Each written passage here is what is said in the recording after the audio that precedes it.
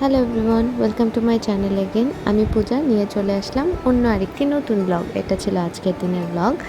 আমি যেহেতু আমার বাবার বাসায় আছি, আমার সারাদিনই শুয়ে বসে হেঁটে চলে আস্তে ধীরে কাটছে। তো আজকে বিকালবেলা টিপ দেখতে পাচ্ছেন, বিকালবেলা উঠে পড়লাম।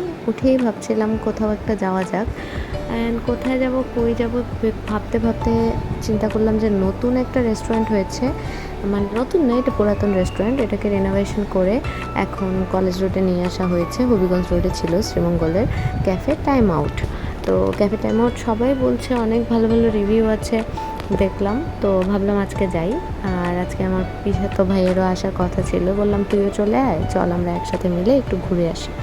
গতকালকে যেহেতু আমার যেতে ইচ্ছে করছিল, কিন্তু শরীর খারাপ থাকার কারণে আমি যেতে পারিনি। আমার শরীরটা এখন প্রায় সময় ডিজি ডিজি থাকছে। এনিওয়েজ, তো আমি, আমার ছোটো বোন আর আমার পিসাতো ভাই মিলে চলে গেলাম ক্যাফে টাইম আউটে। এখানে আমরা রেডি হয়ে নিচ্ছিলাম আস্তে ধীরে করে। আর মানে আমি আসলে রেডি হতে এখন আর বেশি কিছু ইউজ করি না, যে মেকআপ ইউজ করছি না, যেহেতু আমার মুখে অনেক ব্রণ উঠেছে। দেন আমরা চলে গেলাম। ওঠার সময় পিক নিতে পারিনি, যাই হোক ওখানে গিয়ে আমরা একটু সেট হয়ে বসছিলাম। তো গ্যাদারিং অনেক ভালো ছিল, অনেক ক্লিপ নিচ্ছিলাম। কিন্তু অনেস্টলি একটা রিভিউ যদি দিই, ambience was very good and food কোয়ালিটিও ভালো ছিল।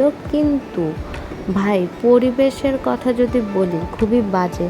কারণ এখানে আমি জানি না এটা নতুন ওপেন হয়েছে বলে কিনা, কিন্তু এত ক্রাউডি আমিও ভাবছিলাম যে আসলে বাংলাদেশের ভিতরে মানে ঢাকায় আমি শুধুমাত্র এবং সিলেটে পিসফুল রেস্টুরেন্টস পাই।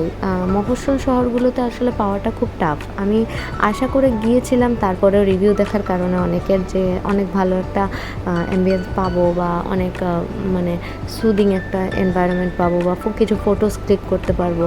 আরে মানে বুঝতে পারছিলাম না কোন দিকে মানে তাকাবো, কোন দিকে বসবো, মানে এই অবস্থা আর কি। আমাদের তিনজনকে একটা চেয়ার এক্সট্রা অ্যাড করে দিল। যাই হোক, অনেক মানুষ, অনেক বাচ্চা কাচ্চা, হ্যান ত্যান, হিজিবিজি একটা অবস্থা হজবর হলো। সেটা দেখে আমার মানে কোনো রকম খেয়ে ওখান থেকে বের হয়ে যাওয়ার ইচ্ছে হচ্ছিল। বাকি যদি আমি বলি, ওদের ডেকোরেশন বলি, ওদের কালার কম্বিনেশন, ওদের ফুড কোয়ালিটি, এভরিথিং খুবই ভালো ছিল। যাই হোক, আমরা একটা পিৎজা অর্ডার করে নিয়েছিলাম। আমার এখন ইদানিং পিৎজা খুবই ভালো লাগছে। আমি কাপ স্টোরিতেও লাস্ট ডে সিলেটে পিৎজাই নিলাম। তো পিৎজাটা খুব ভালো ছিল।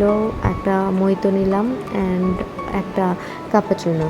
তো কাপাচুনোটা ছিল আমার ভাইয়ের জন্য। কাপাচুনো খেয়ে ও ওর মতো করে চলে গেল ওর অফিসের উদ্দেশ্যে।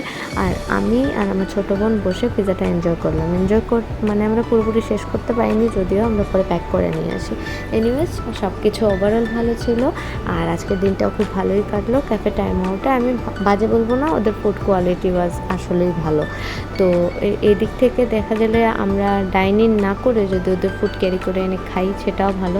বাট ফটোগ্রাফির জন্য যদি বলি, আমি জানি না কোন টাইমে গেলে আসলে ওদের রেস্টুরেন্টটা খালি পাওয়া যাবে। যাই হোক, আজকের জন্য এইটুকুই ছিল। সবাই ভালো থেকো, সুস্থ থেকো, আমার জন্য আশীর্বাদ করো।